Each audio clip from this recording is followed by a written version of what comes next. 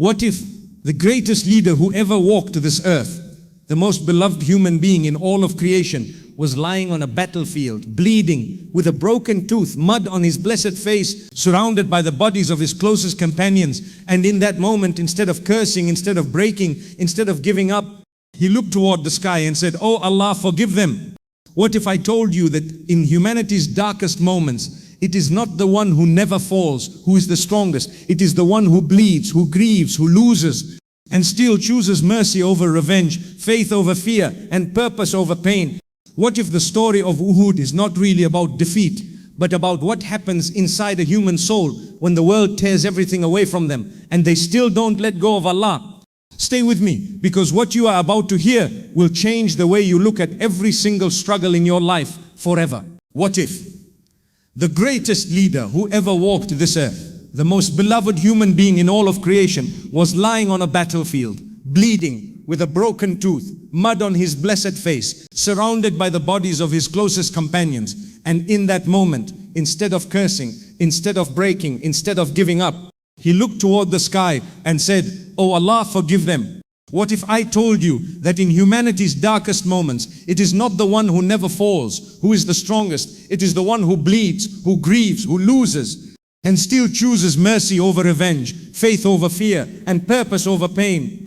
What if the story of Uhud is not really about defeat, but about what happens inside a human soul when the world tears everything away from them and they still don't let go of Allah?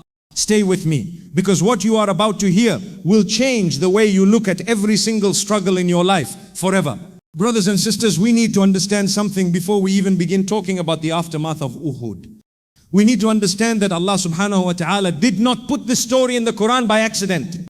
He did not preserve every detail of this moment through centuries of Islamic scholarship by coincidence. Every wound, every tear, every moment of grief that occurred after the Battle of Uhud was recorded, preserved, and passed down to us for you, for this moment, for whatever you are going through right now in your life.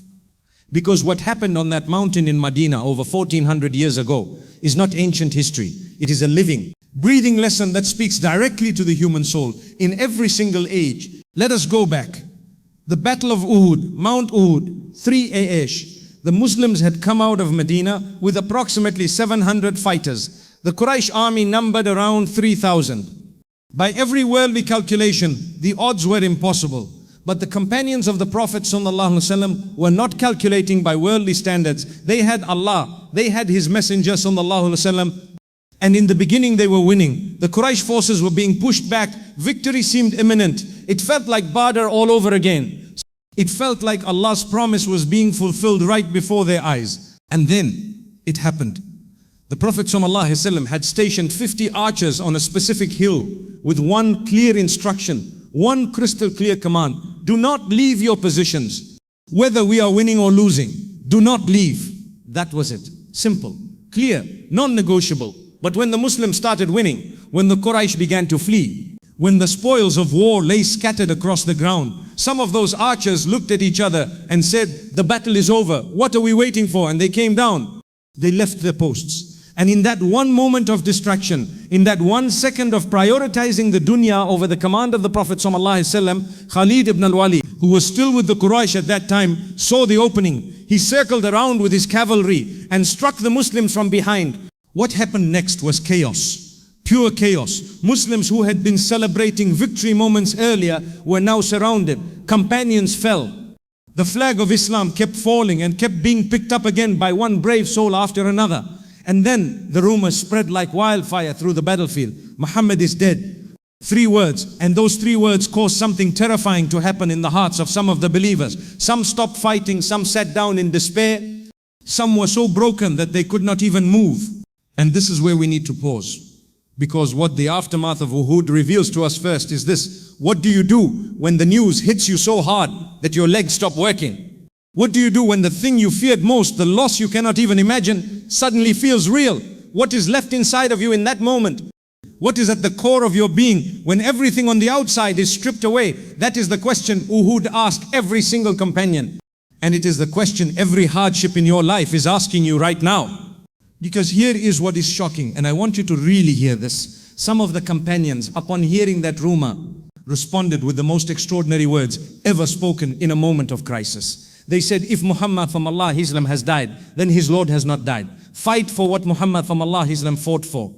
Can you imagine that? Can you actually sit with that for a moment? These were human beings, they had emotions, they had love. The Prophet ﷺ was not just their leader, he was their father, their friend, their entire world. And yet in that devastating moment, their faith did not live in the Prophet ﷺ, it lived through him toward Allah. That is the difference between following a personality and following a purpose. That is the difference between religion as identity and religion as conviction. Now let us talk about the Prophet ﷺ himself in the aftermath of Uhud, because this is where the speech becomes something that should shake you to your very soul. The Prophet ﷺ was physically injured. His blessed tooth was broken. His face was cut and bleeding. He fell into a ditch that had been dug as a trap, and companions rushed to pull him out. He was in real physical pain, and yet when a companion urged him to curse the Quraysh, to call down Allah's punishment upon those who had done this to him, the Prophet ﷺ raised his bleeding hands toward the sky and said something so extraordinary that it has echoed through 1400 years of human history. "O Allah, guide my people, for they do not know." He did not say destroy them. He did not say punish them. He said guide them. The man is bleeding on a battlefield. His companions are dying around him.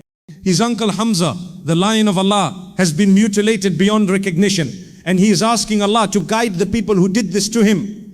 Brothers and sisters, I want you to understand something. This is not weakness. This is not passivity. This is the highest, most terrifying, most awe-inspiring form of strength that the human soul is capable of. To be hurt this deeply and still choose mercy, that is not something a human being does on their own. That is a soul so completely connected to Allah that even in its most painful moments, it cannot function outside of divine love and divine mercy. And then came the grief of the families. 70 companions were martyred at Sakana Unoke. 70, think about what that means for a community of Medina. Almost every household lost someone. Women came running to the battlefield. Mothers searching for their sons. Wives searching for their husbands. Daughters searching for their fathers. And in that river of grief, there is one story that stands above all others. A woman from the Ansar, whose husband, father and brother had all been martyred in the battle. When people came to give her the news, she did not ask, is my husband alive? She did not ask about her father. She did not ask about her brother. The first words from her lips were, what about the messenger of Allah subhanahu wa ta'ala? Is he safe? They told her husband had fallen. She asked about the Prophet subhanahu wa ta'ala. They told her her father had fallen. She asked about the Prophet sallallahu alaihi wasallam. They told her her brother had fallen. She still asked about the Prophet sallallahu alaihi wasallam. And when they finally pointed toward him and she saw him with her own eyes, she looked at him and said, every calamity after seeing you is nothing. Every calamity after seeing you is nothing. Every nothing. Do you understand what kind of love that is? Do you understand what it means to love someone so completely that your own grief becomes secondary to their safety? This woman had just lost 3 of the most important men in her life in a single afternoon. And the presence of the Prophet ﷺ, just seeing him was enough to make every pain feel insignificant. This is what real love for the Prophet ﷺ looks like. Not just sending salutations on Fridays, not just celebrating his birthday once a year. Real love, the love that restructures your entire hierarchy of grief. Then came something that the disbelievers never expected, something that showed the true character of this blessed community.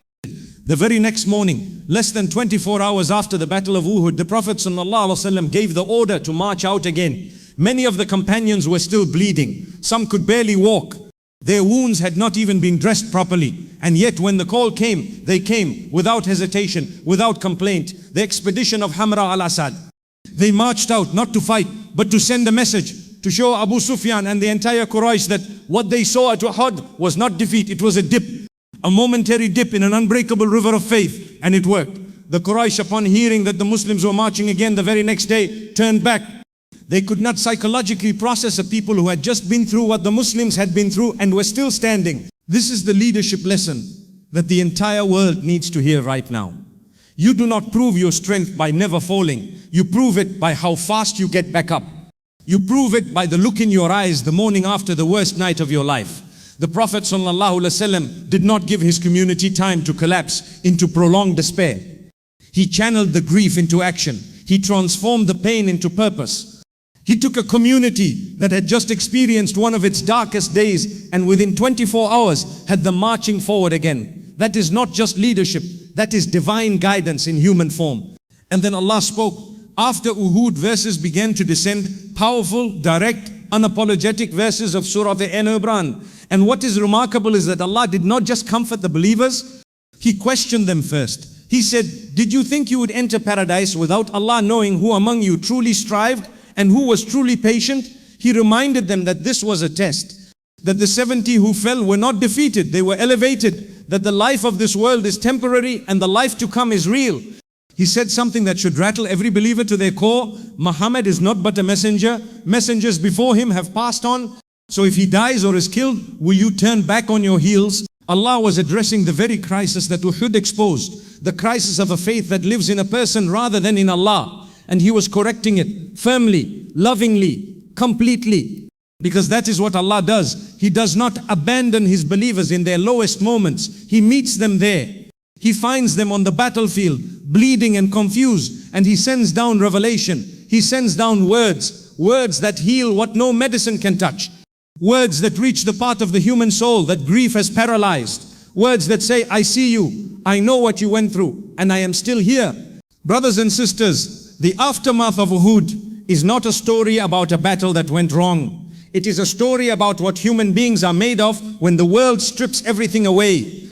It is a story about a Prophet ﷺ who bled for us, literally, physically bled, and chose mercy over revenge in the very moment of his greatest pain.